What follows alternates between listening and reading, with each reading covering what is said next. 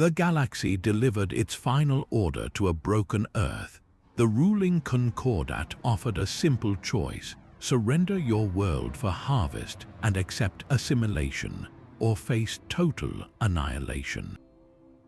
From the smoking ruins of Geneva, a single transmission gave humanity's answer: we refuse. As alien warships darkened the sky, a war began that would not be fought for land or resources, but for the soul of reality itself.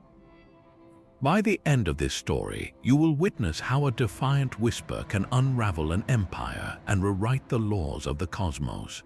What secret did the aliens fear buried within the human mind, and what happens when the silent void of space is forced to listen? What would you be willing to become to refuse surrender? The sky above Mars was a graveyard of burning metal. Earth's last fleet, a ragged assembly of warships held together by hope and desperation, waited silently in the shadow of the red planet's great orbital rings. They were not hiding, they were bait. Admiral Vance watched the tactical display as a sea of hostile icons, the Concordat vanguard, poured into the system. His voice was calm gravel over the fleet-wide channel. We knew this day would come. We do not fight for victory today, we fight for time. Make them pay for every kilometer. What followed was not a battle of grand tactics, but of brutal, cunning desperation. Human pilots in nimble corvettes dove into the dense asteroid belts, using the tumbling rocks as natural shields.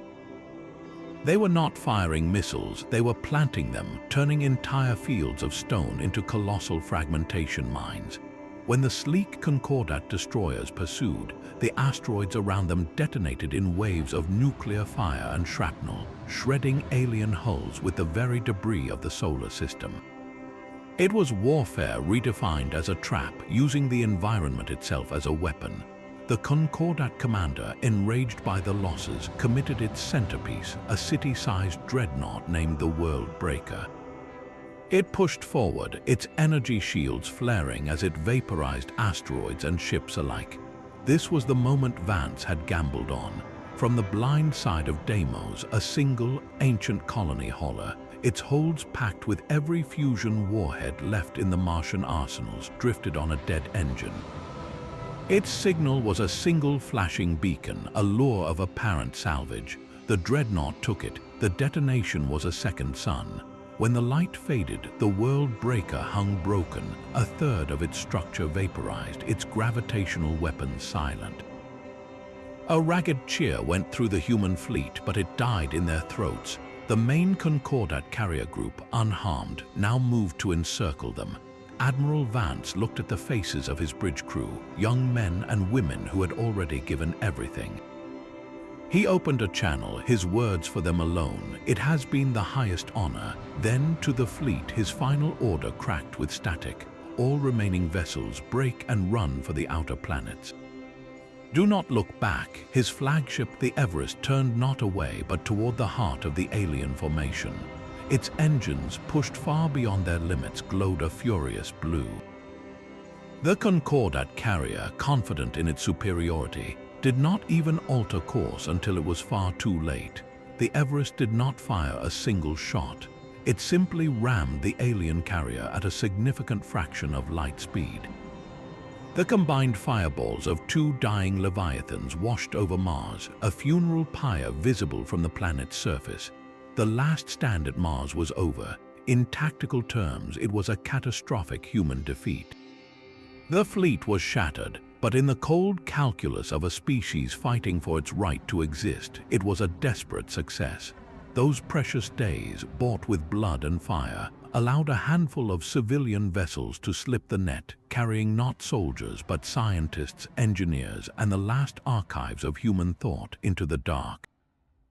The Concordat surveyed the wreckage, confident the war was won.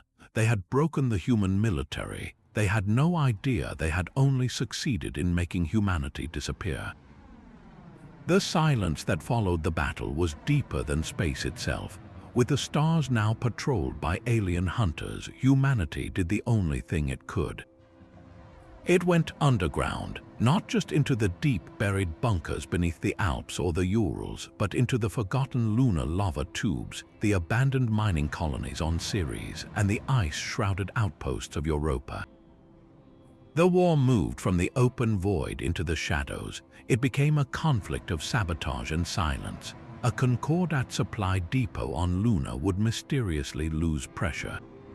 A patrol skimmer on Mars would find its navigation systems fatally scrambled by a crude, high-powered radio burst from a hidden cave. We were no longer an army, we were a ghost haunting the very infrastructure the invaders built. In a cramped laboratory buried under 3 kilometers of Antarctic ice, a different kind of victory was being uncovered. Dr. Thorne, her hands trembling not from cold but from revelation, stared at the flickering data stream from a salvaged alien data core.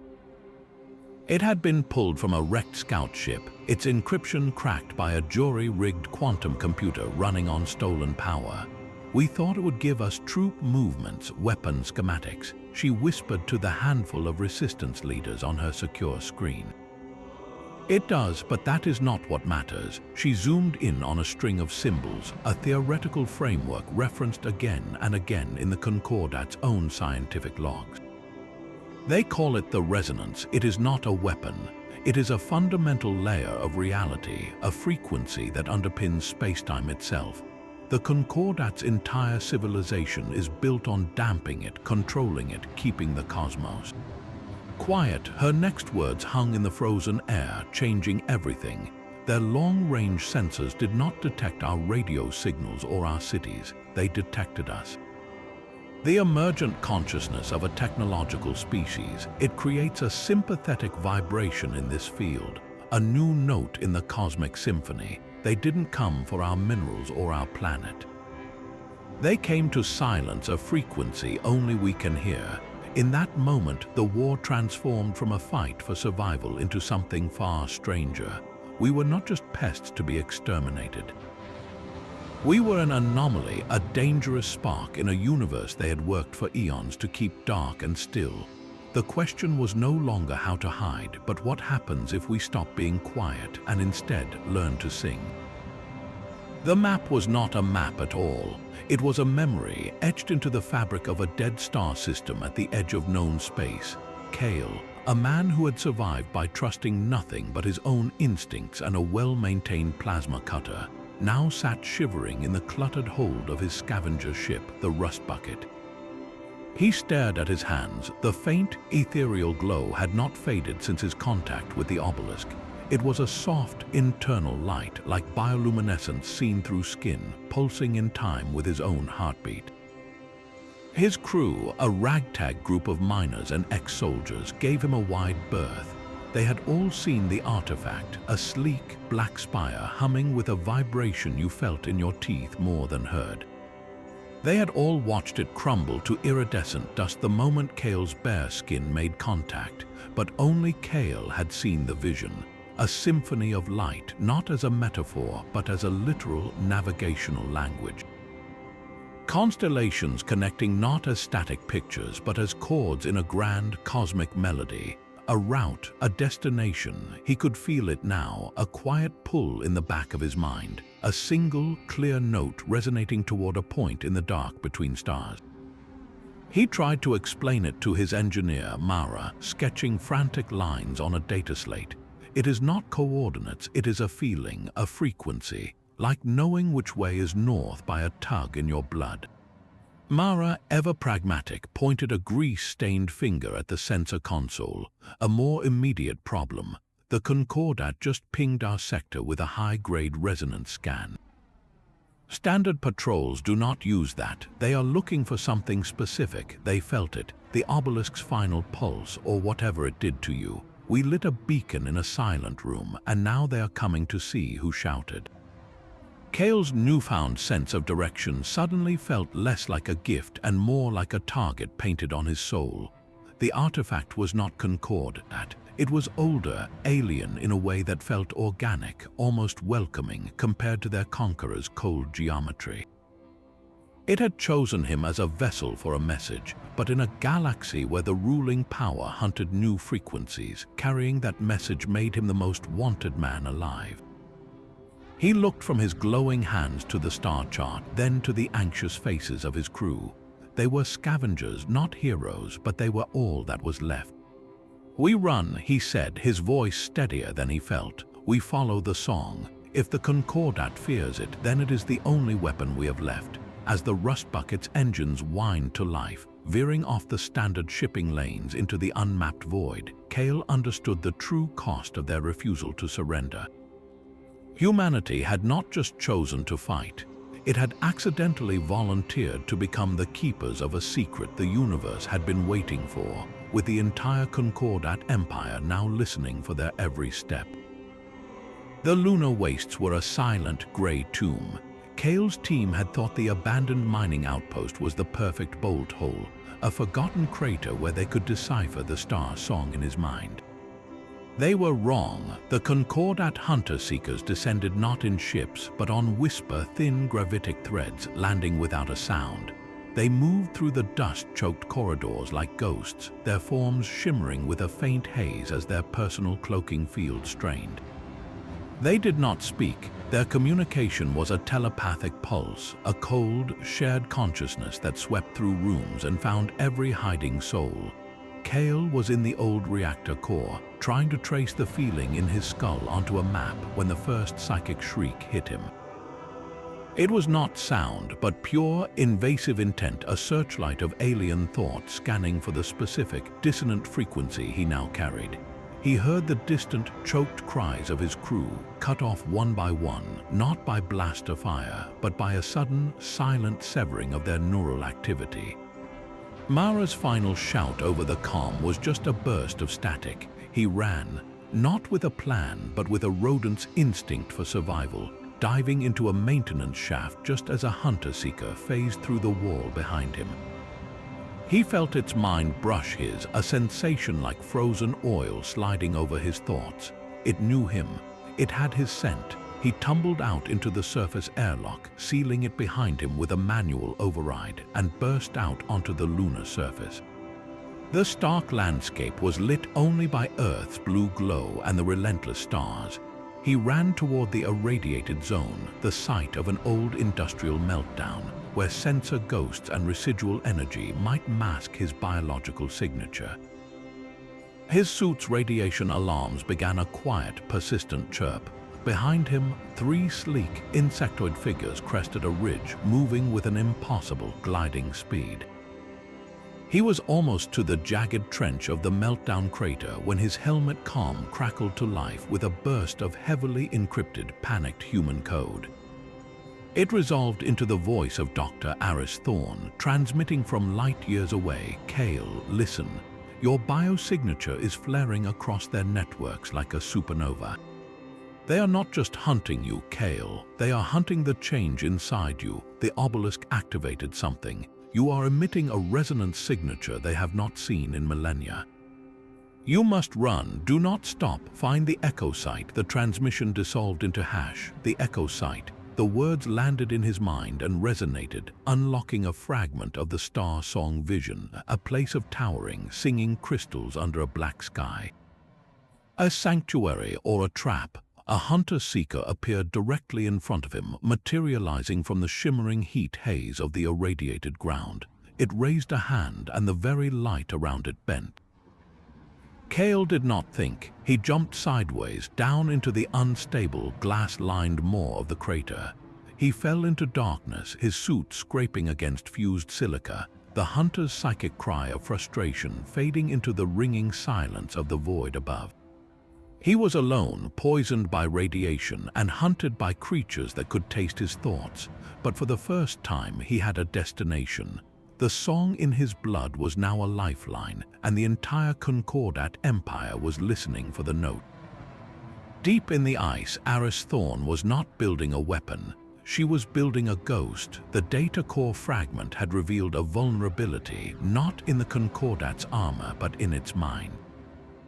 Their drones, their probes, even their low-level sentry AIs, all operated on a filtered perception of reality. They were designed to process a clean, controlled spectrum of data, scrubbed of the chaotic resonance of unregulated thought. Thorne realized the flaw was not in their technology, but in their philosophy. They had made a universe too quiet for their own machines to handle. So, with the help of a scattered network of hackers operating from bunkers and stealth satellites, she activated Project Echo. They called it the Ghost Network, using backdoors in the old planetary communication grid. Satellites that everyone thought were dead began to whisper. They broadcast a looped, distorted stream of raw human culture. Crackling vinyl recordings of Beethoven's symphonies were spliced with static. Old video broadcasts of children's laughter and bustling city streets were compressed into eerie, shimmering data ghosts. Fragments of poetry in 100 languages, readings of declarations of independence, even the chaotic noise of a pre-war stock exchange floor. All of it was chopped, layered, and beamed across occupied space on a frequency the Concordat had long ago declared empty. The effect was not immediate, and it was not violent. It was deeply, profoundly confusing. A Concordat surveillance drone hovering over the ruins of Paris would suddenly shudder in mid-air. Its sensors, attuned to detecting weapons fire or organized radio signals, would be flooded with the distorted, emotional waveform of a human singing an aria. The drone's logic would try to categorize it, to damp it, but the signal was too complex, too inherently alive with irrational meaning. It was noise that carried a soul. The drone would spin in a slow, lazy circle, its targeting systems conflicting, before simply powering down and dropping from the sky like a stone. A swarm of hunter-killer probes sweeping the Atlantic for submarine signatures would fly into a cloud of data, transmitting the chaotic cheers of a long-forgotten sports match. The probes would begin to weave erratically, crashing into each other as their shared network overloaded with meaningless, celebratory data. To the Concordat commanders, it was inexplicable. Their reports spoke of systemic failures, of localized reality anomalies. They could not understand that they were being attacked by a memory. Humanity was not fighting with plasma and steel anymore. It was fighting with everything it had ever been. Every song, every story, every moment of joy and anger and love that had ever been recorded was now a bullet aimed at the sterile heart of an empire that feared nothing more than a beautiful, unpredictable noise. The Ghost Network proved a terrifying truth. Our culture, our messy, emotional, irrational art was not a weakness. It was a resonance bomb, and we had just learned how to make it detonate. The radiation burns were a dull, constant fire beneath his skin. Kael had crawled from the lunar crater more dead than alive, his suit patched with emergency sealant, his body trembling with a cocktail of adrenaline and sickness. He had followed the pull in his mind for weeks, hopping from one derelict way station to another, a ghost moving through the graveyard of human expansion. The coordinates from Thorne's final, fragmented message led him home to a place no one would think to look, the heart of the ancient Sahara. The desert stretched in every direction, a sea of orange and gold under a blistering sun. His scanner, scavenged from the rust bucket's wreckage, showed nothing but sand and bedrock for 100 kilometers. Yet the song in his blood was a deafening chorus here, a harmonic convergence that made his teeth ache. He shut off the machine and closed his eyes, trusting the feeling. He walked until the sun began to set, his shadow stretching long across the dunes. And then he saw it, not a structure but a pattern. The wind had scoured away a patch of sand, revealing a vast circular depression lined with jet-black stone. Around its rim, set into the rock at precise intervals, were symbols. They were not carved, they looked grown like crystalline fungi, and they pulsed with a faint inner light he recognized instantly. They were the same chords from his vision, the same language of light from the obelisk. This was not a Concordat site. It was something immeasurably older. As the last sliver of sun vanished below the horizon, the constellation of Orion rose directly over the center of the circle. The symbols flared in unison, and a section of the stone rim sank silently into the ground, revealing a sloping ramp that descended into profound darkness. The air that wafted out was cool, dry, and carried a scent like ozone and old parchment. He descended. The ramp spiraled deep into the bedrock, the walls shifting from carved stone to a seamless, organic material that glowed with a soft bioluminescence. It felt less like walking into a tomb and more like being swallowed by a living, sleeping creature. At the bottom, the passage opened into a vast, spherical chamber. In the center, suspended in a beam of light that had no source, was a pedestal of the same black crystal. The moment he stepped into the room, the chamber awoke. The walls dissolved into a swirling map of the galaxy, not as it was now, but as it had been millions of years ago. Stars pulsed in rhythms, connected by shimmering threads of light that formed a breathtaking, complex web of music. From the light above the pedestal, a figure coalesced. It was humanoid but elongated, its form composed of shifting, particulate light. It had no face, only a calm, androgynous presence that radiated a profound, weary sadness. A voice filled the chamber, not through sound but directly in his mind. It was the rustle of solar winds and the slow ticking of geological time. We were the listeners.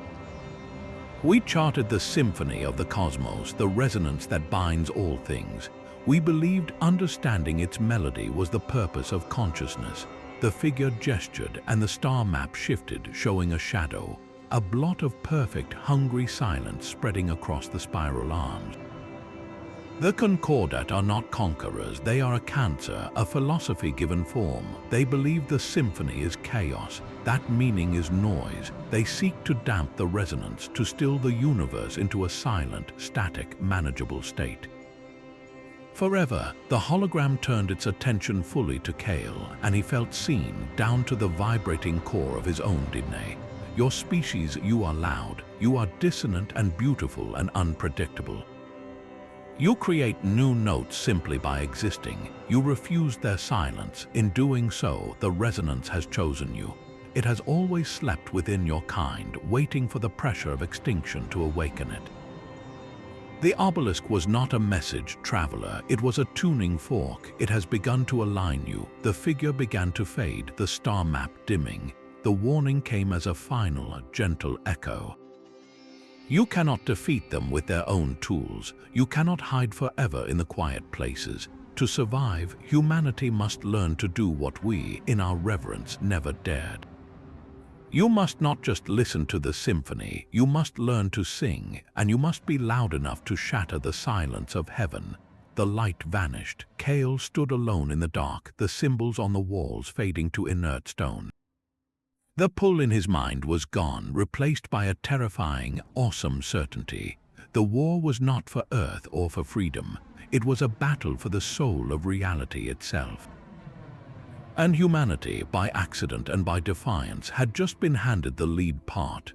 The chamber's silence was a physical weight. Kael stood before the dark pedestal, the ancient words echoing in his mind. Learn to sing, but how does a man sing a note that can crack stars? The answer, it seemed, was written in pain. The chamber's guidance did not come as instructions. It came as pressure. A subtle vibration began in the floor, rising through his bones, synchronizing with the strange, internal hum the obelisk had left within him. It was teaching him to listen to himself, to find the dissonant, beautiful frequency that was uniquely his own amplified consciousness and focus it. He closed his eyes, not trying to think but to feel. To remember the roar of his ship's engines, the taste of recycled air, the crushing grief for his lost crew. He channeled the raw, screaming emotion of survival. The air around him began to shimmer, a heat-haze distortion that warped the light from the glowing walls. A low thrum filled the chamber, a sound felt more than heard, like the deepest pipe of a cathedral organ played by a giant. Above, in the dead stillness of the Saharan night, a Concordat scout ship, drawn by the residual energy spike of the chamber's activation, slid into a low observation orbit. Its sensors swept the desert, finding only a minor thermal anomaly. It saw nothing to fear. Kael opened his eyes, they were no longer just seeing the chamber. He perceived the scout ship as a blot of dead silence against the vibrant background hum of the planet, a wrong note in the symphony. Without knowing how, he reached for that wrong note.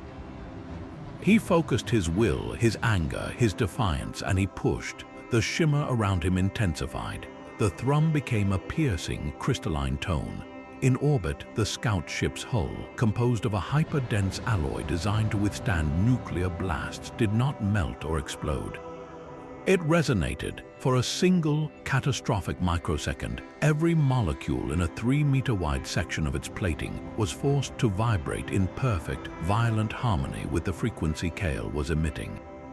The harmony was impossible for the material to sustain. The hull did not break. It disintegrated, puffing into a cloud of ultra-fine metallic dust as if it had never been solid at all. The ship's atmosphere screamed into the void, and the vessel spun away, dead and silent. In the chamber, Kael collapsed. Agony lanced through his skull, a white-hot feedback from an act his biology was never meant to perform. He felt a warm trickle from his ears, his nose, his eyes. The metallic taste of blood filled his mouth. He was broken, bleeding internally from the sheer strain of channeling such power. But he was alive, and he had done it. Gasping, he crawled to his portable transmitter.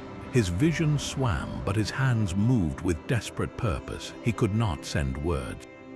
Instead, he recorded the raw, chaotic waveform of what he had just done, the foundational harmonic frequency, the signature of a human will made tangible. He attached a single line of text, proof of concept. Then he sent the data packet on a tight beam burst toward the last known ghost network relay.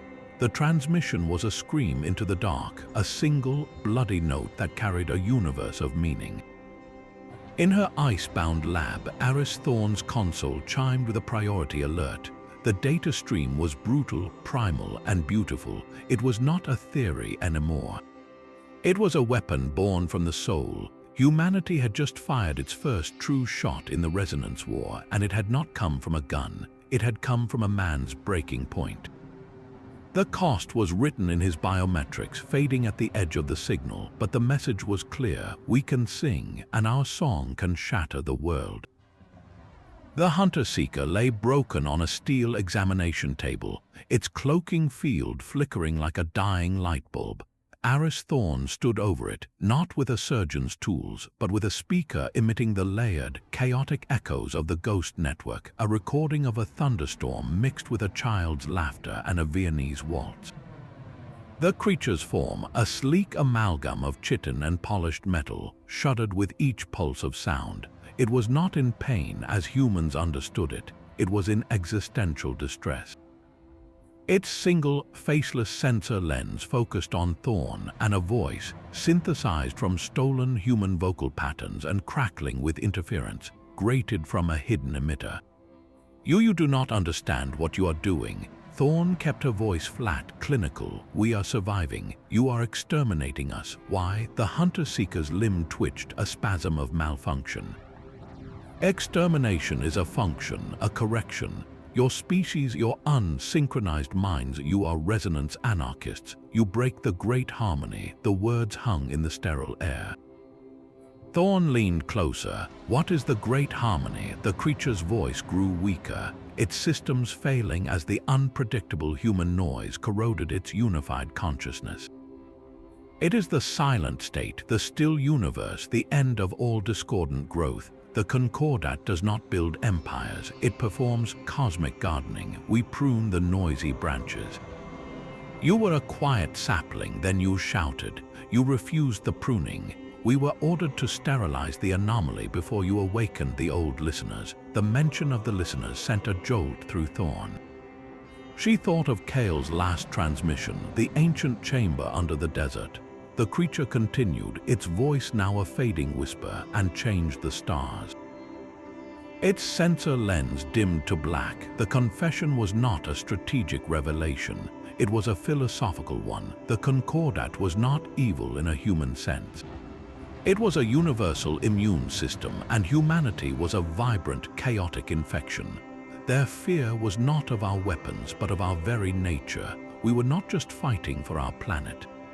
We were a living rebellion against a cosmic doctrine of silence. The great harmony was not peace. It was the stillness of the grave applied to the entire living universe.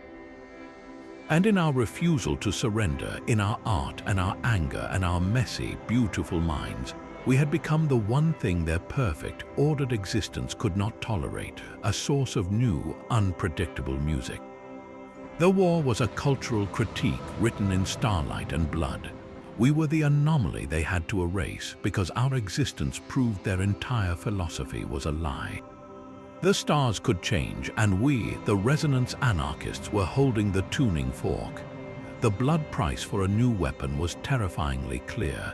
Kael's transmission was not just data, it was a medical report from the edge of human endurance. Thorne knew they could not build an army of broken prophets. They needed a chorus, not a soloist screaming himself to death. From her Antarctic redoubt, she activated Project Lullaby. The name was a dark joke. This was not about putting anyone to sleep. It was about finding those who could already hear the music in their minds and teaching them to conduct it. The recruitment call went out across the Ghost network, not for soldiers but for artists. Painters who saw colors in numbers, composers who heard the geometry of cities, poets who felt the gravitational pull of certain words. These were minds with high neural plasticity, individuals whose brains were already wired to translate abstract feeling into tangible form. They were not warriors.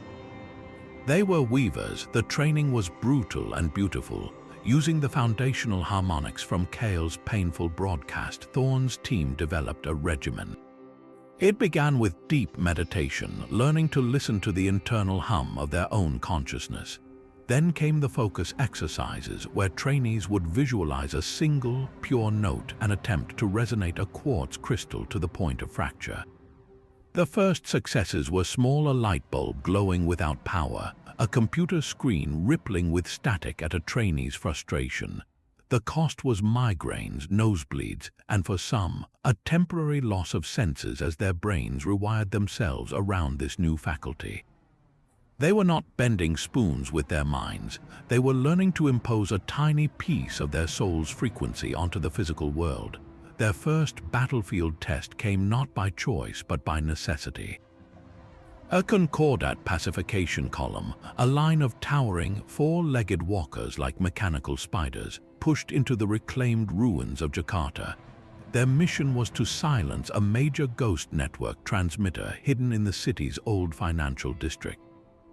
Conventional human forces were scattered, outgunned, and facing annihilation. Thorne made the call. A cell of 5 weavers scattered across the city's upper floors synchronized their breathing via encrypted comms. They did not target the walkers' armor. They aimed for the resonant core that powered their gravity drives, a piece of technology that had to hum in perfect, sterile harmony to function. As one, they began their weave. Each weaver focused on a different harmonic, a dissonant chord ripped from the heart of human experience. One channeled the rhythm of a panicked heartbeat, another the dissonance of a shattered symphony, a third the chaotic pulse of a raging storm. The fields overlapped, amplified, and slammed into the advancing walkers. The effect was immediate and horrifying. The lead walker stuttered mid-stride. Its limbs jerked spasmodically, as if suffering a grand mal seizure. It turned not under its own guidance, but driven mad by the conflicting frequencies screaming through its systems, and unleashed its plasma cannons point blank into the walker beside it. The second machine toppled, crushing a third. The entire column descended into a chaotic, self-destructive dance, metal screeching against metal as the machines turned their own weapons on each other. The Concordat ground troops, their neural links to the walkers severed by the feedback, fled in disarray. The silence that fell over Jakarta was deafening. Smoke curled from the tangled wreckage of alien war machines. The human defenders emerged from their hiding places, not cheering but staring in stunned disbelief. The victory was total, and it had been won without a single human-fired shot. A new kind of shockwave rippled through the resistance networks that night. It was not the shock of a desperate last-minute save. It was the dawning, electrifying realization that the universe had rules the Concord had never told them about, and humanity had just learned how to break them. The stars did not just watch, they could be made to listen and to answer. The sky cracked open with a silent, searing light. It was not a weapon born of malice, but of perfect, chilling indifference. The Concordat, faced with an enemy it could no longer predict or control, had stopped trying to conquer Earth. It had decided to erase it. From the void, a new star ignited in the heavens, a cold blue pinprick that grew until it rivaled the moon. They called it the Titan. It was not a ship, but a mobile fortress the size of a small moon. Its surface a dark forest of gravitational lensing arrays and focusing crystals. Its purpose was singular, surgical, and apocalyptic. It did not fire missiles. It focused the raw gravitational shear of a micro-singularity into a beam of pure, fundamental force. The first target was the Himalayas. The beam, a column of distorted light and screaming spacetime, touched the peak of a mountain. The rock did not explode.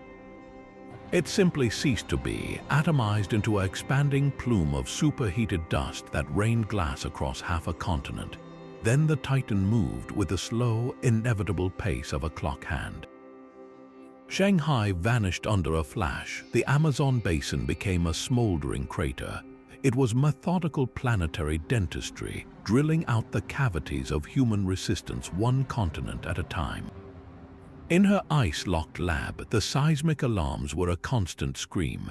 Thorne watched the holographic globe flicker with each new impact, a map of the world dying in real time.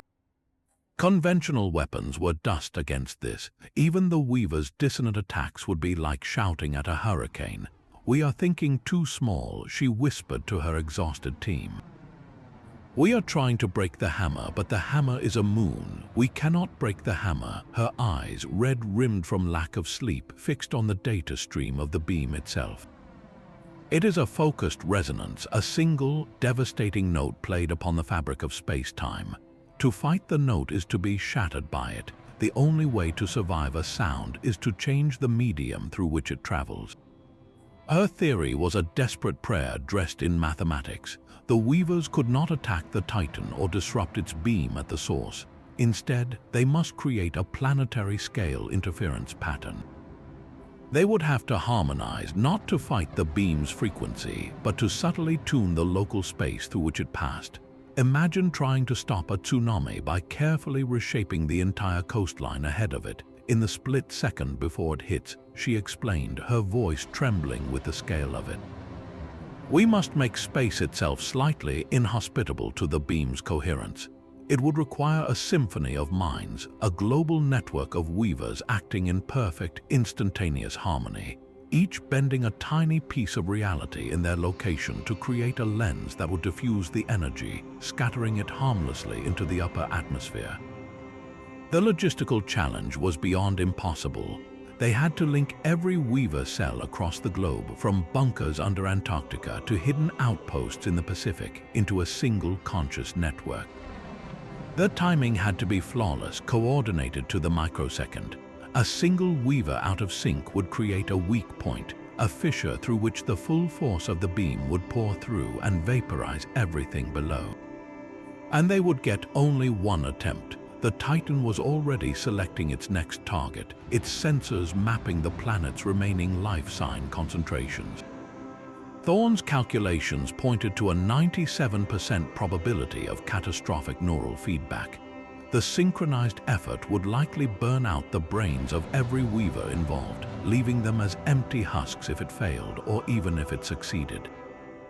She opened a channel to the Global Resistance Council, her transmission bouncing off dead satellites. "We have a plan. It is not a plan for victory. It is a plan for one more breath.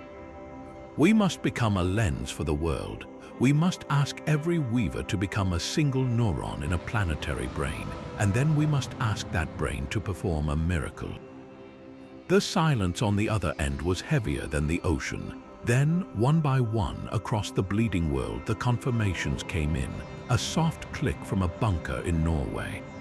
A static-laced voice from a deep-sea station. A text glyph from a mountain temple. They were not agreeing to fight. They were agreeing to become, together, a shield made of thought and will.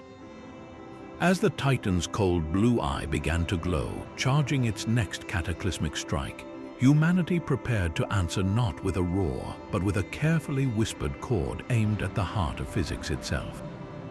The world held its breath. In bunkers and caves, on drifting sea platforms, and within mountain vaults, hundreds of weavers closed their eyes. They were not soldiers taking aim. They were musicians awaiting a conductor's downbeat. That conductor was Kael, deep within the resonant chamber of Echo Site Alpha. His mind, still scarred from his first solo act, now became the tuning fork for an entire species. The boosted ghost network, once a weapon of cultural noise, was repurposed into a pristine carrier wave, a silent highway for pure thought. Across this psychic lattice, a single, impossibly complex harmonic was transmitted. It was not a note of defiance, but of profound alignment, a frequency that sang of Earth's own spin, its magnetic heartbeat, the slow groan of its tectonic plates. Every weaver, from the icy poles to the scorching equator, grasped this shared template and poured their individual consciousness into it. One focused on the relentless patience of glacial movement. Another channeled the explosive growth of a rainforest vine. A third held the perfect, silent tension of a spider's web awaiting the dawn. Their collective will did not rise to meet the Titan's beam. It instead reached out and gently, impossibly, persuaded the space directly in the beam's path. The sky above the target zone did not shield itself, it became a lens. As the Titan's silent, blue-white spear of annihilating force lanced down, it struck not a barrier but a curve, the fabric of local space-time, subtly tuned by the global chorus of human minds, bent. The apocalyptic beam grazed the upper atmosphere, its energy shearing away in a spectacular, planet-wide aurora of tortured light. The heavens themselves seemed to crackle and weep with colors unseen since Earth's birth: violet, gold, and a deep, resonant indigo that pulsed in time with a million heartbeats. On the surface, the air hummed with static, and every piece of unshielded metal rang like a bell. The victory was not in destruction, but in a breathtaking act of cosmic redirection. The feedback, however, was catastrophic. Weavers across the globe collapsed, blood streaming from their noses and ears, their neural pathways scorched by the effort. Many never woke. Kael, at the epicenter, felt his connection to the chamber shatter. The ancient crystal pedestal behind him fractured with a sound like a dying star. He fell to the floor, his mind a blank, screaming void, every memory of the star song ripped away in the psychic backlash. But in the silence that followed the aurora's fade, a new sound echoed through the solar system. It was the deep, resonant groan of straining metal and failing gravity. The Titan, its perfect, focused beam reflected back upon itself by the very curvature it had created, shuddered violently in its orbit. A network of cracks glowing with contained gravitational fury spider-webbed across its monolithic surface. For the first time since its arrival, the invincible moon-sized fortress had been wounded, not by a rival's power, but by its own, turned against it by the quiet, coordinated will of a world that refused to be silenced. The shield had held, but the cost was written in broken minds and a sky still burning with the ghost of redirected fire. The Concordat had just learned that humanity could not only sing, it could change the very key of the universe. And their perfect, silent weapon had just sung a note of its own failure for all the stars to hear. Victory tasted of copper and static. The aurora faded from the sky, leaving behind a profound, ringing silence broken only by the distant groan of the wounded Titan.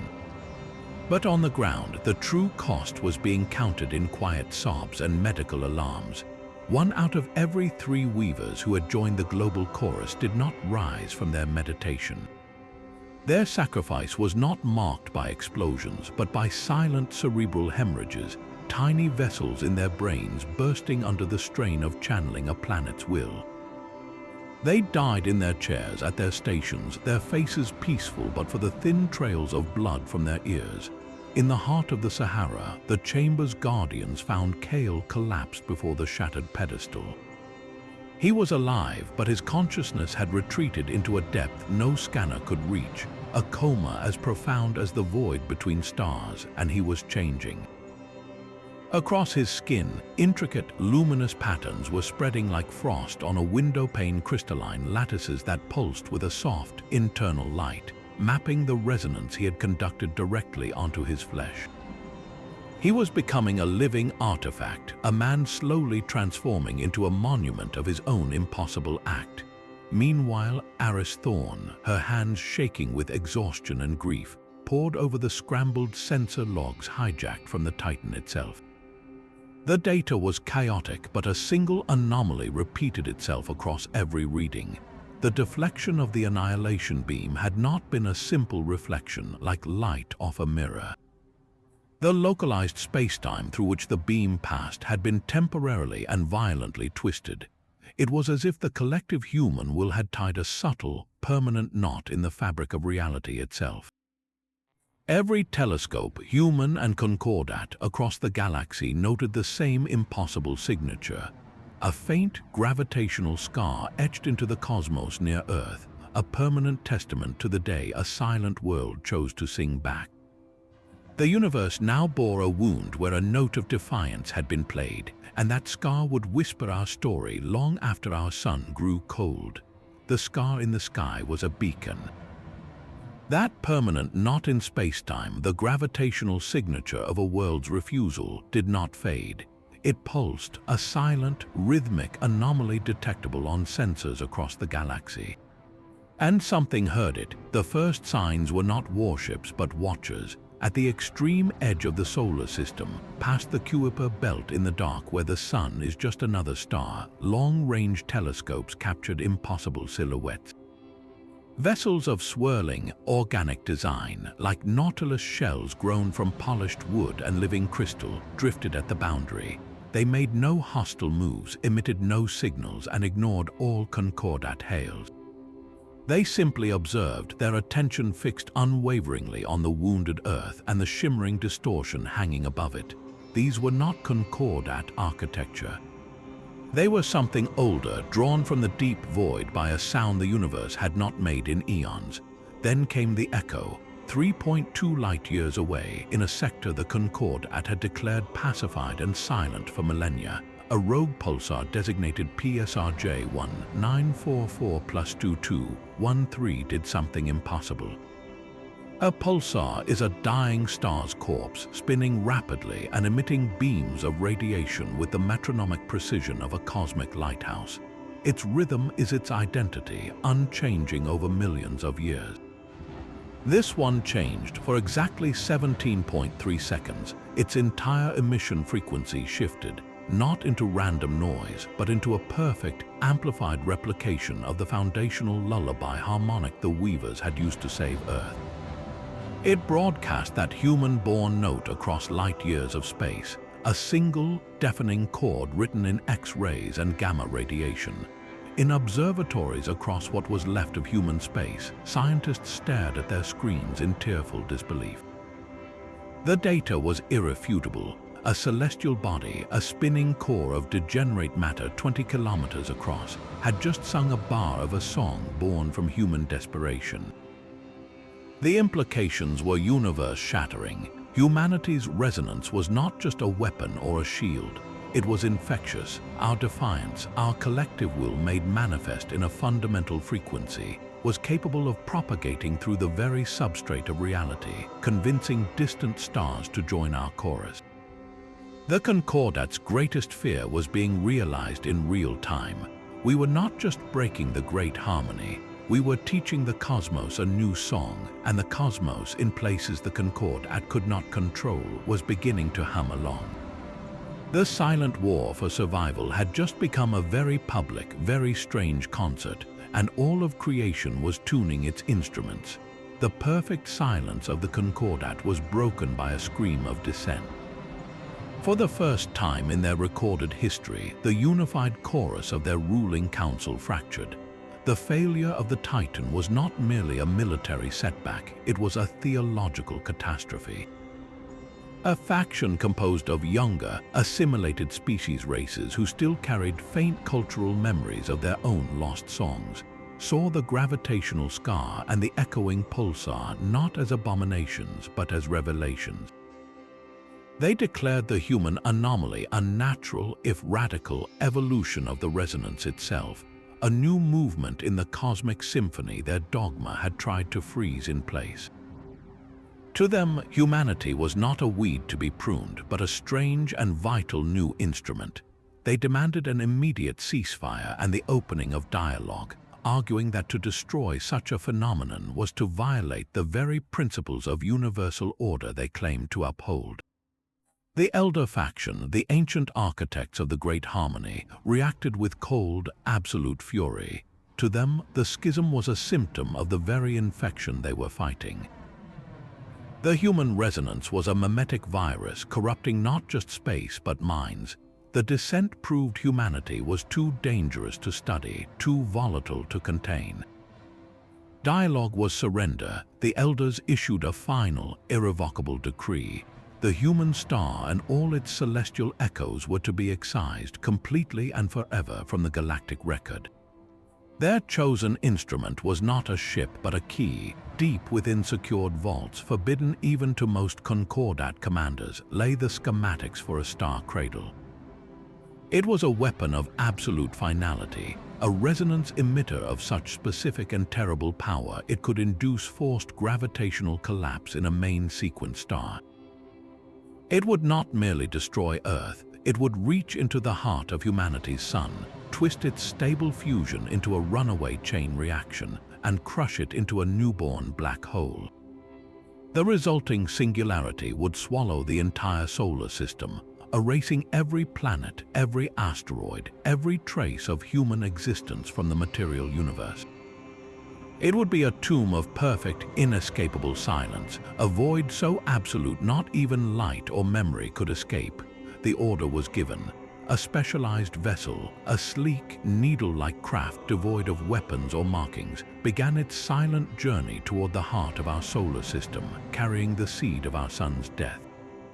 The war for survival had entered its final, desperate minute, and the only hope for a reprieve now lay in the hands of those who had once been our jailers. Kael's mind floated in a sea of light and sound, but it was not a dream of memory. It was a river of pure mathematics, a current of singing data that was the resonance itself. In his coma, his consciousness had become untethered from his failing body, adrift in the medium he had once strained to touch. Around him swam the ghosts of the old listeners, not as individuals, but as preserved patterns of thought, echoes of a civilization that had chosen to dissolve into the symphony they studied. They did not speak in words, they showed him truths as direct experiences. He witnessed the birth of the Concordat not as a noble unification, but as a violent schism. Millennia ago, among the listeners themselves, a faction grew terrified of a discovery. They had learned that a sufficiently unified, conscious will, a chorus of minds singing in perfect, focused harmony, could do more than listen to the cosmic song.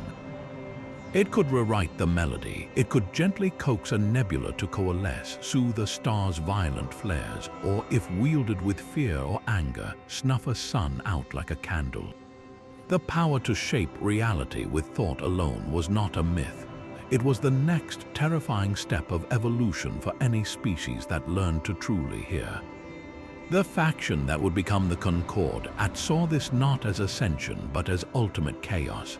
If every race could become a composer, the universe would descend into a war of conflicting wills, a cacophony that would tear space-time apart. Their solution was not peace, it was preemptive silencing.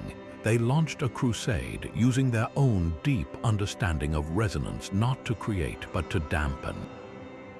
They built the first psychic suppressors, great engines that emitted a blanket frequency of sterile harmony, a lullaby that numbed the creative spark in developing species.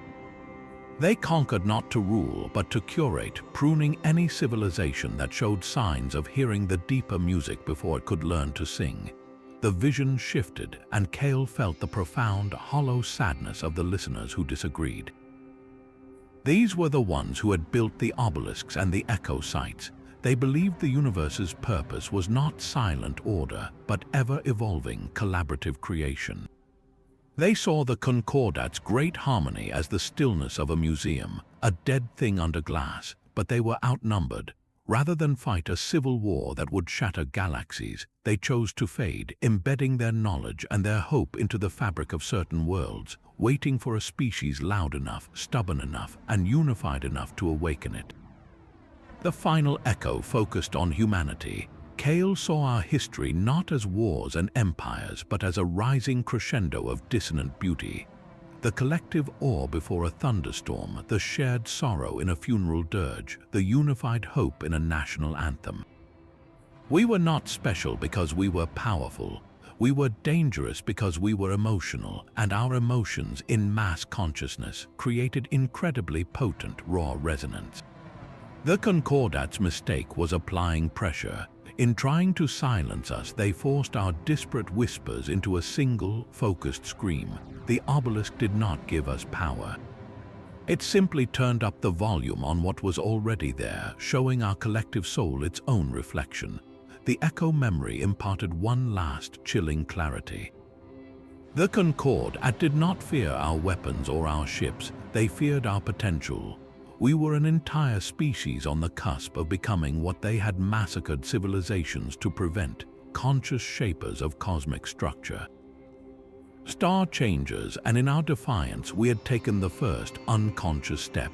The gravitational scar above Earth was not just a shield, it was humanity's first clumsy signature on the canvas of reality. We had not just refused to surrender, we had, without even fully understanding it, begun to change the stars, and in the silent depths of his coma, Kael understood his new purpose. He was not meant to lead a resistance, he was meant to teach a choir how to compose. His eyes opened to a universe seen from the inside. Kael awoke on a medical cot in a low, humming bunker, the sterile light of the room seeming to bend and warp around him. Where there had been pupils, there were now swirling, miniature galaxies, pinpricks of star cluster light set in sclera of deep space black. The crystalline patterns across his skin pulsed softly, a living map of the resonance he had channeled. The pain was gone, replaced by a profound, terrifying clarity. His mind was no longer a receiver struggling with static. It was a stable conduit, a clear channel through which the fundamental song of existence flowed without resistance or distortion. He could feel the anxious heartbeats of the doctors around him as distinct rhythms, sense the subsonic groan of the planetary shield above as a sustained, weary chord. He was awake, and he was no longer entirely human. He rose, and the medical team fell back, not in fear, but in awe. He did not walk to the command center. He seemed to move with it, the space around him subtly accommodating his presence. When he spoke, his voice was layered, as if multiple people were speaking in perfect unison, the words vibrating in the air long after they were said. He stood before the gathered resistance leaders and the few remaining weary weavers, their faces etched with the cost of their power. "You have fought to survive," he began, the resonance in his voice soothing raw nerves. "That fight is over. Survival is no longer the goal." They offered the universe a binary choice, silence or death. Humanity has always been terrible at binaries. We chose a third option. We began to sing. "Now we must teach the chorus." With a thought, he accessed the command console, his mind interfacing with the systems directly. Screens lit up across the room, not with human data feeds, but with the hijacked, pristine communication channels of the Concordat High Council. He was broadcasting on every frequency, on every secure band, his signal overriding their own.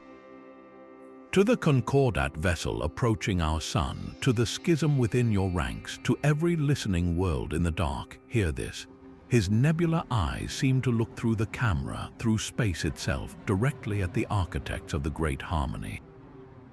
You built a weapon to unmake a star, to impose final silence. You misunderstand its function.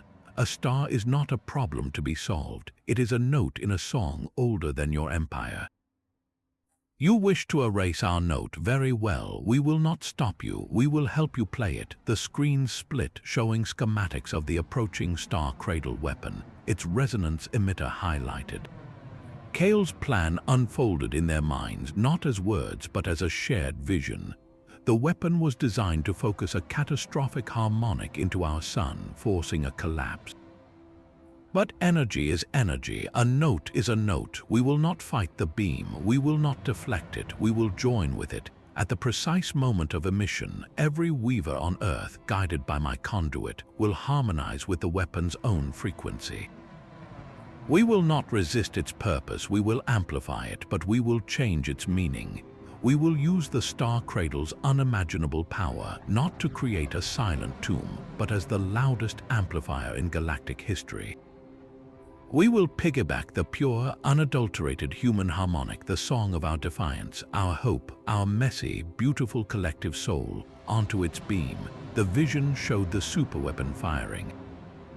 Instead of a beam of pure annihilation, it became a carrier wave, a lighthouse of meaning. The human resonance would be imprinted upon that raw stellar energy and broadcast not just to our solar system, but along the fundamental gravitational filaments that connect all stars.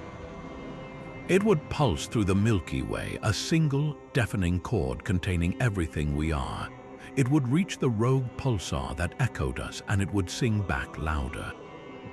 It would touch the silent, watching vessels at the system's edge, and they would understand. It would whisper to every dormant obelisk, every echo site on every conquered world, and awaken them. "We will not destroy your weapon," he said, his final words hanging in the air of 1,000 ships and 1,000,000 worlds. "We will unmake its very purpose." You sought to impose silence. Instead, you will give our song to the galaxy.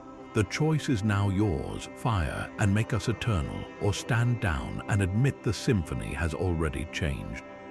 The transmission ended, leaving behind a silence more profound than any the Concordat had ever engineered.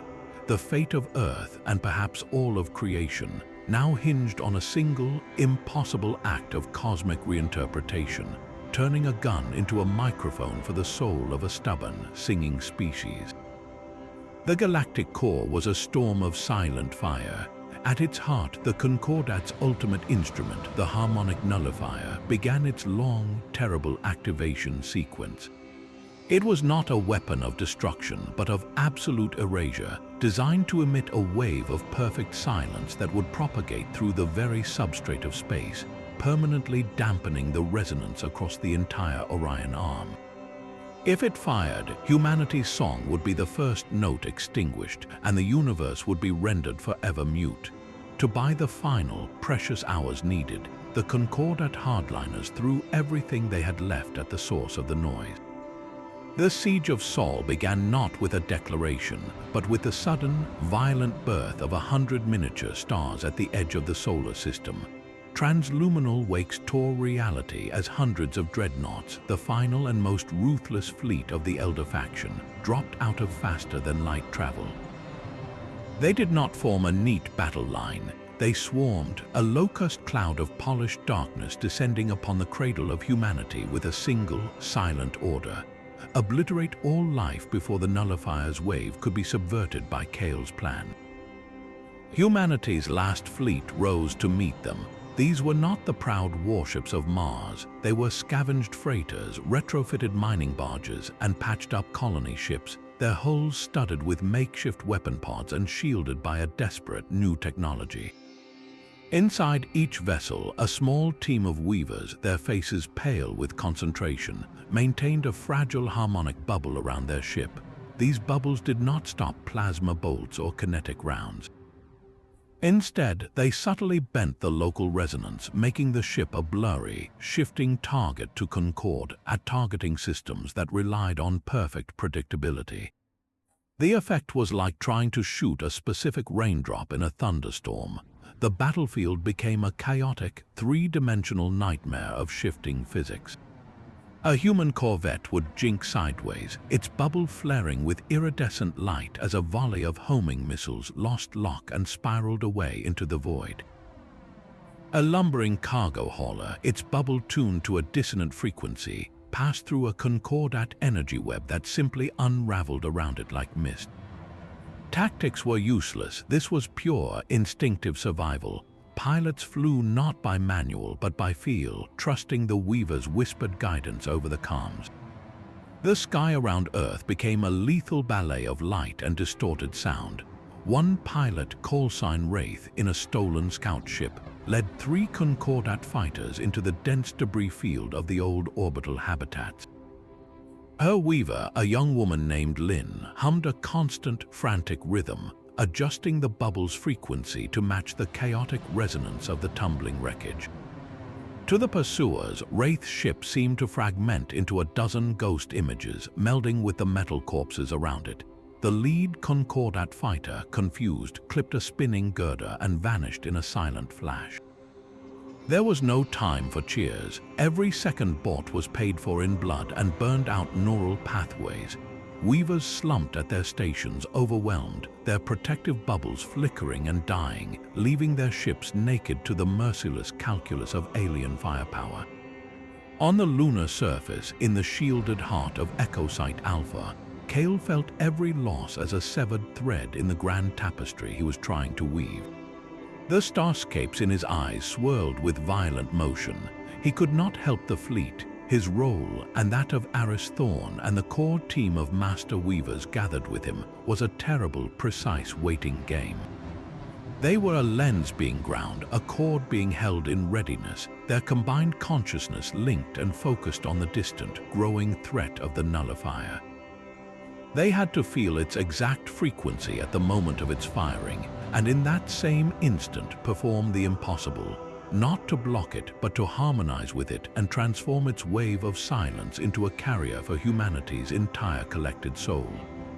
The dogfights, the sacrifice, the burning ships, it was all a desperate effort to gift them those few, crucial moments of undisturbed focus. The sky was burning to buy them a single, clear note. And as the Nullifier's charge reached a crescendo felt in the bones of every living thing for light years, that note was almost due. The Lunar Command Center thrummed with a sound beyond hearing.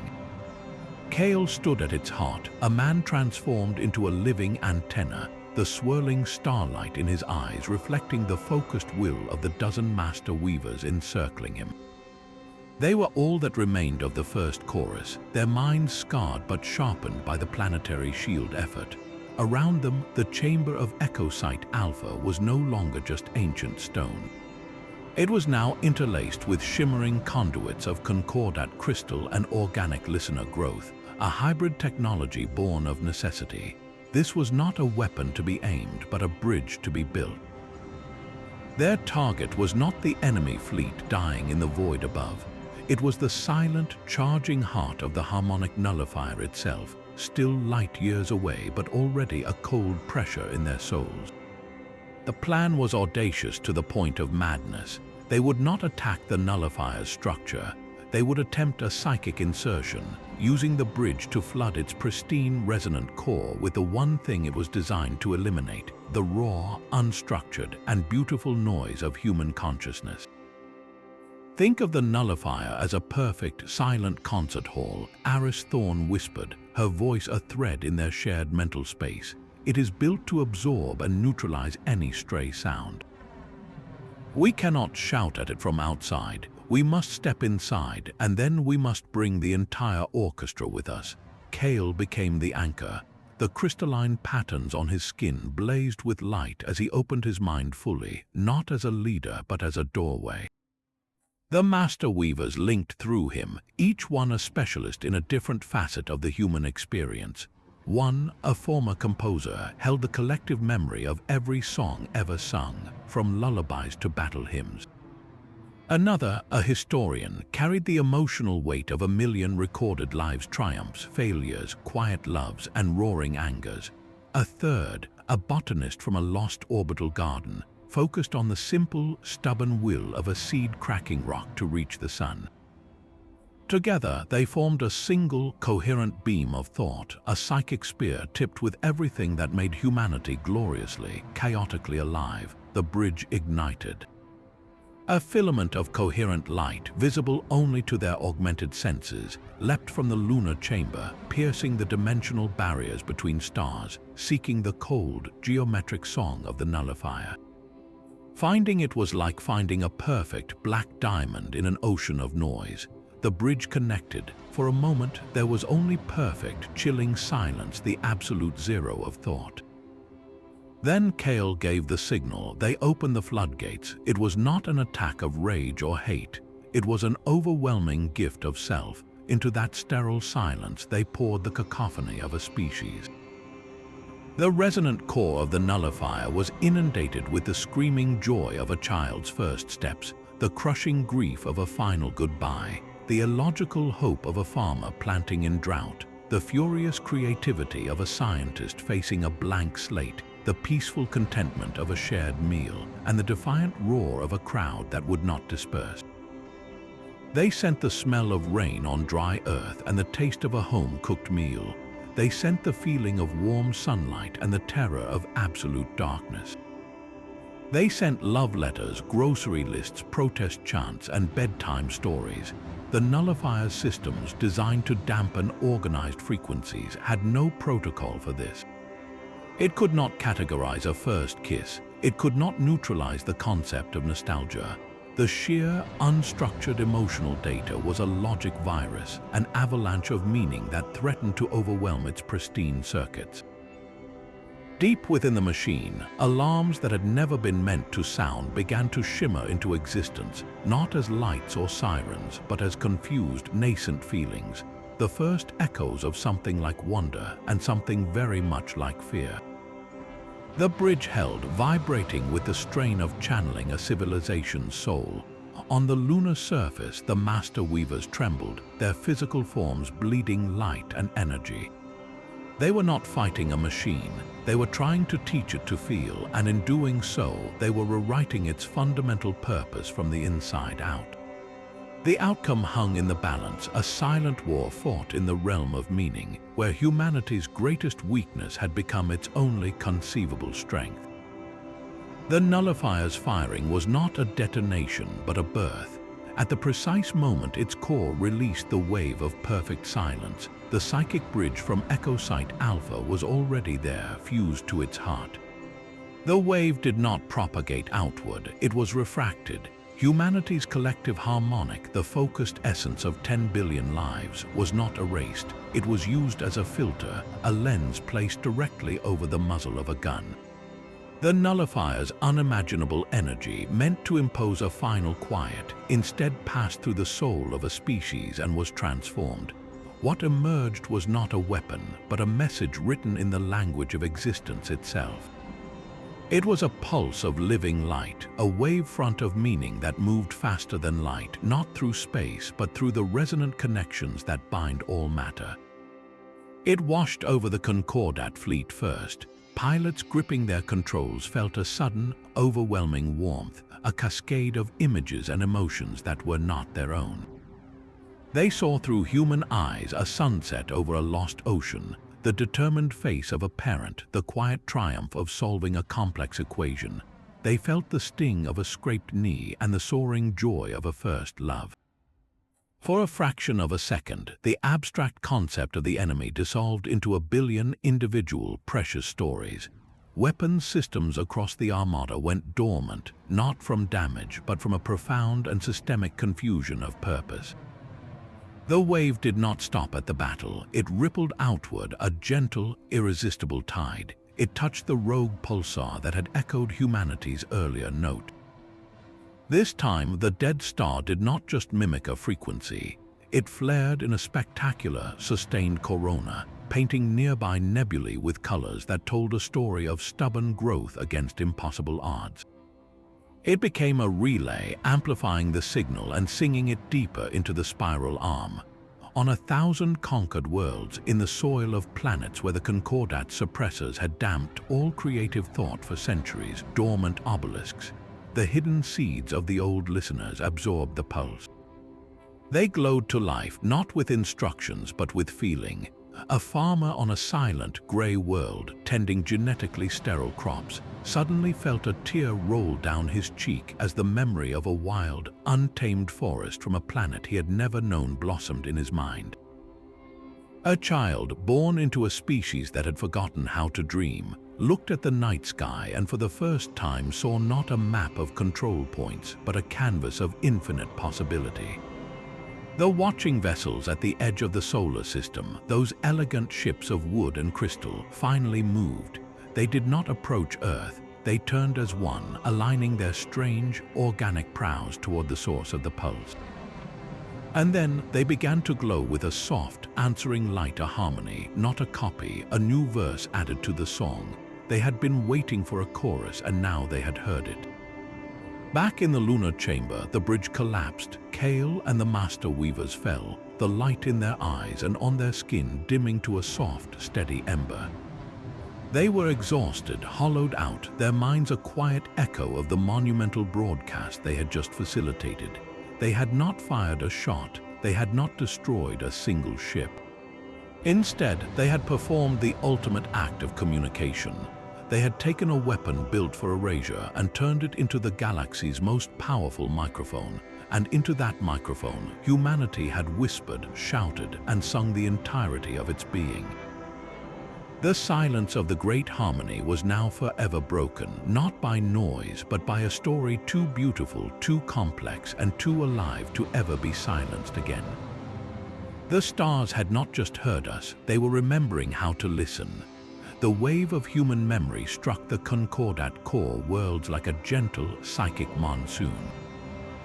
On the crystalline spires of their capital, a citizen named Vale stood on his prescribed contemplation balcony. For his entire 3-century life, his thoughts had flowed in clean, efficient channels, synchronized with the billions around him in the great harmony. The human broadcast did not feel like an invasion. It felt like a window shattering in a soundproof room. Suddenly, he was not just Vale, Unit 742. He was drowning in sensation. He felt the fierce, protective love of a human mother for her child, a feeling so personal it ached. He tasted a fruit he had never seen, its sweetness exploding with a vividness that made his own nutrient paste taste like ash. He heard a piece of music that was not a mathematically perfect sequence, but a messy, joyful expression of sorrow and hope. A single hot tear, a biological function his species had suppressed for generations, traced a path down his cheek. All across the homeworlds, the same quiet apocalypse unfolded. The harmonized populations did not riot, they wept, they laughed without understanding why. They reached for each other, not in the choreographed gestures of communal life, but in clumsy, desperate need for connection. The psychic links that had bound their society into a single, placid mind did not break. They dissolved, overloaded by the sheer volume of individual feeling. The silent symphony of control was replaced by a billion unique, whispering voices, each one suddenly and terrifyingly awake. Uprisings did not begin with weapons, but with questions. Why do we not choose our work? Why do we not have names? What is this pain in my chest, and why is it beautiful? The ruling hardliners, their own minds shielded by layers of technology and dogma, watched in horror as the foundation of their empire crumbled from within, not from rebellion, but from a cascade of simple human wonder. Around Earth, the invading fleet shuddered as if struck by a physical blow. On the bridge of the flagship, the Admiral's psychic command network, which moments before had been a river of unified intent, became a cacophony of 1,000 separate consciousnesses. A weapons officer, her mind freshly flooded with the memory of a human artist's struggle to capture a sunset, found she could no longer perceive the blue-green planet below as a target. She saw it as a masterpiece, a pilot feeling the echo of a marathon runner's exhausted triumph, disengaged his targeting lock, his hands shaking.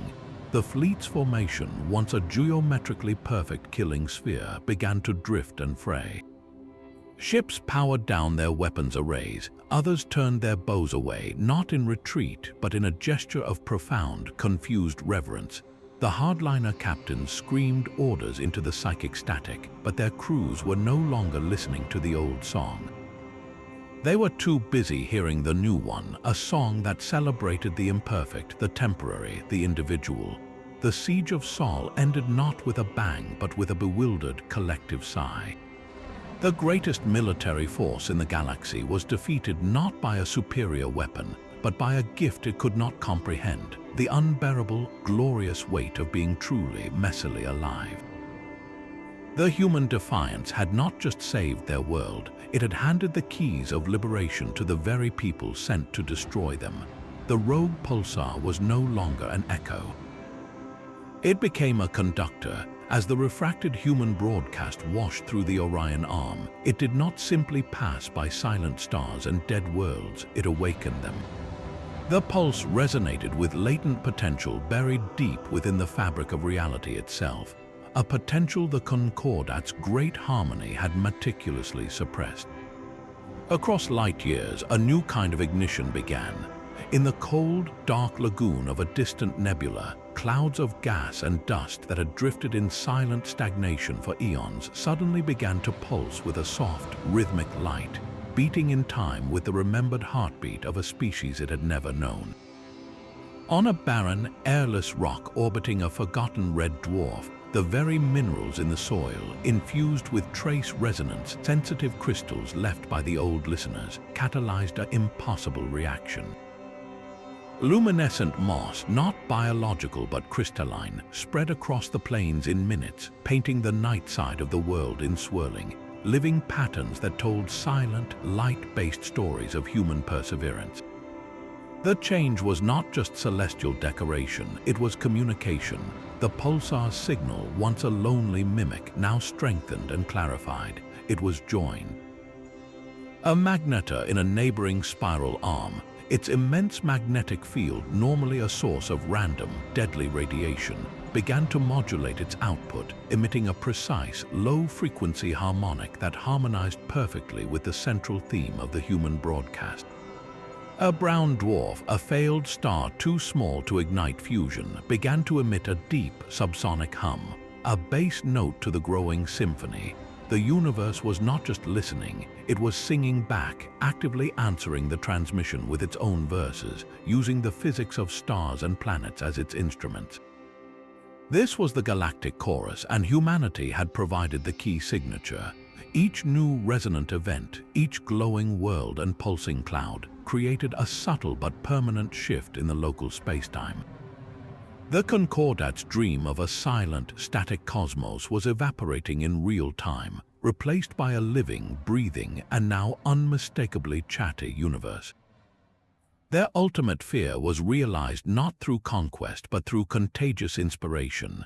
They had tried to prune the noisy branch, and in response, the entire forest had begun to bloom with forbidden, beautiful sound. The tears on Vale's cheek were the first drops of a coming rain. Across the Concordat's silent worlds, a dam had broken inside 1 billion minds, and the flood of recovered selfhood could not be contained. Regimes do not collapse only from rebellion, they can dissolve from a sudden, collective awakening. As the human resonance wave settled into the fabric of the galaxy, the old order simply ceased to make sense. Why obey a doctrine that forbids the very feelings now blossoming in your heart? The hardliner commanders, isolated in their shielded fortresses, found themselves rulers of ghosts, issuing commands to populations that had quietly, profoundly stopped listening. The empire did not fall. It turned its face to a new sun and forgot its own name. In the quiet that followed the psychic storm, a different kind of ship finally approached Earth. It did not emerge from a violent transluminal tear, but seemed to gather itself from the shimmering dust of the nebula our sun now touched. It was one of the Watchers, the vessel of living wood and crystal. It descended through the atmosphere with a sound like wind chimes, coming to rest gently on the scarred but healing plains outside the primary human enclave at Geneva. There were no weapons, no shields. Its hull pulsed with a soft, welcoming light. From it stepped a single figure. It was tall, graceful, its form reminiscent of the hologram Kael had seen in the Sahara, but now fully realized in flesh and subtle woven light. It wore no armor, carried no device. Its presence was calm, like a deep, still pool. The human council, comprised of surviving leaders, scientists, and weavers still pale from their ordeal, met it in the open air. Thorne stood beside Kael, whose starscape eyes now held a weary peace. The emissary did not bow, nor did it offer a hand. It simply observed them for a long moment, and when it spoke, its voice was not a sound in the air, but a resonance felt directly in the chest, warm and clear. "You are the composers of the new movement," it began. "We have waited through the long silence, tending the old scores, hoping for a new voice. We are the children of those you call the old listeners. We chose not to fade, but to step aside, to watch from the deep places, preserving the potential for a different future." It gestured to the sky where the new, gentle auroras still danced. "What you have done, you did not conquer. You could not conquer silence with violence, for violence is just another form of noise they understood. You did something they could not compute. You invited." The emissary's gaze took in the humans, the rebuilt structures, the very air. "You invited the universe to feel. You took a weapon of ultimate negation and turned it into an open door. You broadcast not a demand, but an offering, your joy, your grief, your stubborn hope, and the cosmos, which has always been more alive than the Concordat feared, accepted. The stars are singing your refusal, not the refusal to die, but the refusal to be meaningless. Every echoing pulsar, every glowing nebula, every awakened obelisk on 1,000 worlds, that is the galaxy learning the melody you introduced." It stepped closer, its light reflecting in the wide, uncertain eyes of the council. The great harmony was never meant to be the silence they enforced. That was a lie born of fear. The true great harmony is a symphony, an eternal, collaborative creation where every conscious species contributes its own unique movement, its own timbre and rhythm. For eons, the symphony was stagnant, repeating the same cold, safe themes. The Concordat were not conductors, they were censors. You have contributed a bold, dissonant, and beautiful new movement. You reminded the universe that creation is messy, that meaning is born from conflict and love alike. The emissary looked directly at Kael, then at the exhausted weavers. "Your resonance has not just saved your world, it has tuned the galaxy. The physics of this arm of space are now subtly, permanently different. Space-time here is more malleable to conscious will, more resonant with emotion. You have changed the rules. The stars themselves are different because you chose to sing when told to whisper. The galaxy is changed, and we are here at last, not as saviors or teachers, but as fellow musicians. We would like to learn your song and teach you the older ones. The symphony has a new movement, and it is time we all learn to play it together." In that moment, standing in the gentle light of an alien ship under a singing sky, humanity understood the full scope of their victory. They had not won a war. They had passed an audition for a part in a cosmic orchestra they never knew existed, and their ticket had been written in the blood, tears, and defiant joy of their shared soul. Earth healed beneath a sky that never forgot how to sing. The craters and ruins remained, not as monuments to defeat, but as quiet reminders of the price of a song. Humanity, forever changed, now faced the stranger task of living in the world their defiance had remade. Kael stood at the edge of the Geneva enclave, his form a silhouette of contained starlight against the dawn. The crystalline patterns on his skin were no longer markings, but his very substance. He was a being of solidified resonance, a living bridge between human thought and the cosmic symphony. The emissary of the listeners waited beside their ship, its hull humming a soft, patient chord. It was time to go. He turned to Thorne, the woman who had turned theory into a shield for a planet. There were no grand farewells. Their partnership had been forged in silent labs and desperate gambits, and words felt too small for the journey ahead. "You have the harder job," Kael said, his layered voice a gentle vibration in the air. I get to explore the new music. You have to build the concert hall." Thorne smiled, a tired but genuine expression. Someone has to write the instruction manual and make sure no one else tries to burn it. Their parting was a quiet nod, a transfer of responsibility as profound as any changing of the guard. Kael stepped onto the listener's vessel, and it ascended without sound, merging with the shimmering auroras until it was simply gone, heading for the resonant scars and singing nebulae now woven through local space. His departure was not an ending, but an evolution. Humanity's first composer was leaving to study the symphony he had helped rewrite. Thorne's work turned immediately to the ground and the future. The project was called the Chorus Beacon. Its purpose was not defense and certainly not control. It was an academy, a transmitter, and a safeguard all in one. Built into the stable, resonant bedrock of the Swiss Alps, the beacon was designed to be a permanent station for teaching the principles of conscious resonance to any species that sought the knowledge. The central philosophy was born from humanity's hardest lesson. Power without empathy is just another kind of noise. We will not gatekeep the symphony, Thorne declared to the first multi-species assembly, her image broadcast to the nascent communities on a dozen liberated worlds. "We will teach harmony, not obedience." The beacon's core program focused on two pillars. The first was technical mastery, how to sense one's own internal resonance, how to focus it without self-harm, how to weave simple, constructive patterns in the fabric of local reality.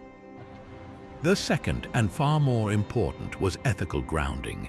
Students, whether human or from species who had known only silence, were immersed in the full, unvarnished archive of human experience. They felt the joy of creation, but also the visceral grief of loss from the war. They learned that resonance-amplified anger could shatter a world as easily as focused hope could heal one. The goal was to ensure that no individual and no civilization could ever wield this innate creative power as a weapon of uniform silence ever again. The beacon would make certain the symphony remained a chorus, never a solo. The first students arrived within the year. There were the tentative, newly awakened from former Concordat worlds, their minds still buzzing with the frightening wonder of their own individuality. There were also envoys from the distant listener colonies, serene beings who came to share their ancient, patient compositions, adding depth and history to humanity's bold new movement. The beacon became a crossroads of consciousness, a place where the physics of reality was discussed in the same breath as poetry and music.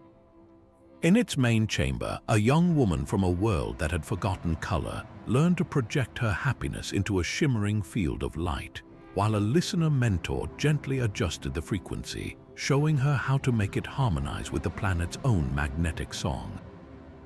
The lesson was not about control, but about collaboration with each other and with the universe itself. Meanwhile, the reports from Kael and the listener expeditions began to filter back. They were not military dispatches, but field notes from the edge of understanding. They spoke of nebulae that responded to emotional cues, forming shapes that reflected the explorers' moods. They described rogue planets warmed not by a star, but by the latent resonant energy of ancient life, now blooming with impossible ecology. The very laws of physics in these tuned zones were subtly flexible, allowing for feats of construction and travel that bent the old rules. The galaxy was not just different, it was responsive, a partner in dialogue. The scars of war were still there, in the silent hulks of dead Concordat fleets and the memories of those lost.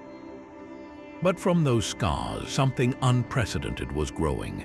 Earth's defiance had planted a seed, not of empire, but of possibility. The Chorus Beacon stood as its guardian, ensuring that seed would grow into a forest of voices, diverse and strong, forever free to sing their own unique notes into the everlasting and ever-changing symphony of the stars. The sky above Geneva now held a soft, permanent glow, a gentle aurora woven from the memory of defiance. Decades had turned the scars of war into the foundations of a new civilization, one built not on conquest but on the shared resonance of countless species. Earth was no longer a lonely outpost. It was a thriving nexus, a place where crystalline spires grown from listener technology stood beside rebuilt human cities, and the air hummed with the quiet, harmonious frequencies of interstellar commerce and cultural exchange. In a quiet garden atop one of the beacon's learning spires, an old woman sat with a young girl, the child's eyes wide as she traced the unfamiliar constellations that now graced the night. "Grandma," the girl asked, her voice small in the vast, singing dark, "how did we win? The stories say the aliens were bigger and stronger and had ships as big as moons." The old woman, her hands marked with the faint, silvery traces of a long-retired weaver, smiled. She did not point to history archives or holographic battle records. Instead, she slowly raised a finger, tracing a line between the stars. She pointed to the constellation once called Orion, where the 3 stars of the hunter's belt now pulsed with a slow, rhythmic light, like a gentle heartbeat against the velvet black.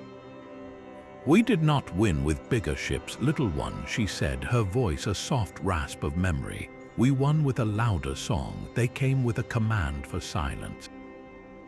They demanded we surrender our noise, our chaos, our messy and beautiful spirit. They told us to be quiet and to disappear into their perfect, empty harmony." The girl listened, her gaze fixed on the breathing stars. "And what did we do?" The old weaver's smile deepened, etched with the pride of a generation that had stared into the void and refused to blink. "We answered them. We answered with every lullaby ever whispered, with every protest chant shouted in a city square, with every symphony composed in a moment of despair, and every folk song passed down around a campfire for 1,000 years. We answered with the sound of children laughing, and with the terrible, beautiful silence of grief.